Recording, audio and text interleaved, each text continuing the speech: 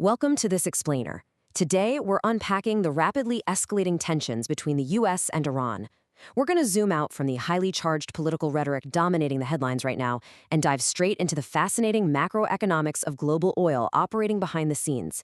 We'll be using the source text and data to understand exactly what is happening, why it's happening, and where it might ultimately leave the global economy. Here's how we're going to break it down today. First, rhetoric and escalation. Second, broken deals and strikes. Third, sanctions and allied responses. And finally, the global oil reroute. Let's get right into it. Starting off with Section 1, rhetoric and escalation, we're analyzing the extreme language coming out of recent discourse. Take a look at this quote from a piece titled The Eradication of Terror Regimes. It perfectly illustrates the deeply polarized, violent discourse framing this conflict right now. The language here isn't just advocating for strategic military pushback, it's calling for total permanent destruction. They even suggest using tactical nukes. This really sets the baseline for the level of hostility we're looking at. And then we have this stark rhetoric coming directly from Donald Trump. According to the source transcripts, Trump asserts that dealing with Iranian leadership is basically just a waste of time. He calls them scum and declares that the previous deals and negotiations are effectively dead in the water. It's a massive stated policy shift away from any kind of diplomatic engagement towards an outright dismissal of the regime's credibility. Now, this brings us to a really crucial observation from General Kellogg regarding exactly why this diplomatic breakdown is happening. We're seeing a massive structural disconnect here. On one hand, you've got Iranian diplomatic negotiators making agreements and expressing peaceful aspirations. But on the other hand, you have completely separate military decision-makers on the ground, and they're the ones actually controlling the Strait of Hormuz and breaking the ceasefires. So the West is essentially negotiating with diplomats who hold absolutely zero sway over the military factions calling the shots. That brings us to Section 2, broken deals and strikes. Let's look at the collapse of the ceasefire and the recent military maneuvers. The really crucial takeaway here is just how incredibly fast things unraveled. Look at this timeline. Prior to the weekend, we actually had a ceasefire and a memorandum of understanding in place that lifted blockades.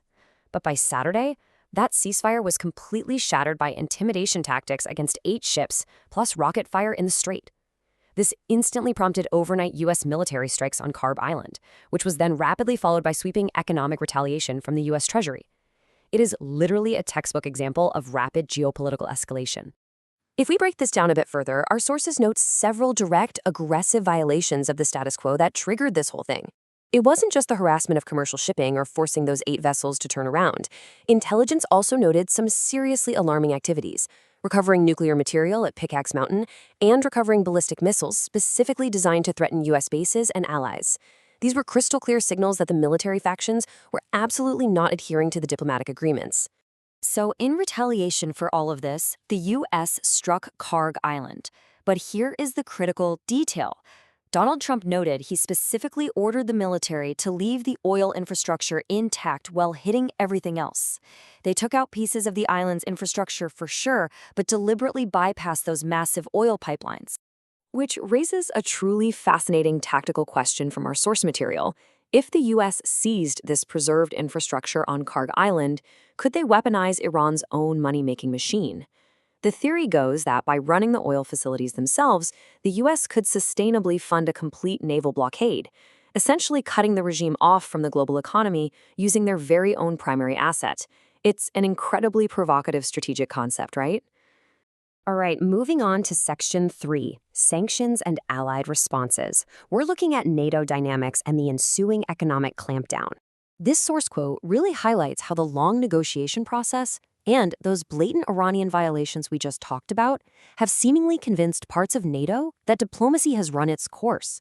There's a growing consensus here that a coalition effort and a forceful U.S. reaction are now not just justified, but absolutely necessary. The constant breaking of the ceasefire has definitely shifted international patience. But as you might expect, the NATO coalition is far from unified on this. Trump's source remarks fiercely juxtapose supportive NATO allies, like the UK, France, Germany, and Italy, who are actively engaging in dialogue, against Spain. He straight up labels Spain a wasted cause and a terrible partner, pointing to their hostility and failure to pay their share. The rhetoric gets so intense here that Trump even proposed cutting off all U.S. trade with Spain entirely. It really highlights the deep fractures within the Allied response. Economically speaking, the real hammer dropped when the U.S. revoked a crucial sanctions waiver. To fully grasp this, we have to understand what this waiver actually did. It was an authorization granted during that brief memorandum of understanding, allowing Iran to legally sell oil on the international open market in U.S. dollars. It was supposed to be valid until August 21st, but by revoking it early, the U.S. Treasury effectively froze the financial pipeline they had just temporarily reopened. This step-by-step process perfectly mirrors a really hard lesson in geopolitics. Step 1, you provide financial relief upfront as a gesture of good faith. Step 2, you immediately witness ceasefire violations by uncontrollable military factions. And Step 3, you revoke those waivers and harshly restrict open market access. It goes to show that while handing out economic power is easy, clawing that power back requires immediate, drastic market restrictions the second trust is broken. Let's zoom out now for Section 4, the global oil reroute. We're going to explore how the global economy is actually bypassing this entire conflict. Check this out.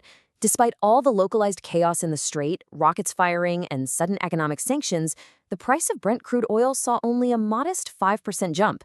It's currently sitting comfortably around $72 a barrel. That is a long way off from the $100 mark we saw earlier this year. The market reaction has been surprisingly muted. So you've got to ask, why? Well, the answer lies in a massive shift in market psychology. The global narrative has completely pivoted away from anxiety over energy scarcity and shifted toward the expectation of a massive glut of available oil. Investors and markets just simply aren't panicked about a supply shortage coming out of the Middle East anymore. The reason for this confidence is pretty incredible. The world is actively engineering its way out of the crisis. Just look at these developments. OPEC Plus just added 188,000 barrels a day to their quotas. The UAE has been building a massive pipeline specifically designed to bypass the Strait of Hormuz entirely, and it's already 50% complete. On top of that, there's a huge hemispheric shift happening, with global buyers turning to U.S. and Guyana oil alongside a renewed reliance on Venezuelan crude. The market is quite literally physically moving away from the risk. And as this incredible quote from the source bluntly puts it, the logical conclusion to this endless, exhausting geopolitical tension is that global players are just giving up on the region altogether. They're making the contested waters completely irrelevant by building physical and economic workarounds. The entire oil infrastructure of the Earth is literally being rerouted right around the conflict zone. Which leaves us with this final provocative thought to end our explainer today. If the rest of the world successfully makes their economic moves without them, if the pipelines bypass them, if the buyers all flock to the Americas, and if those vital straits become obsolete, what is the ultimate fate of a regime that manages to isolate itself entirely from the global economy?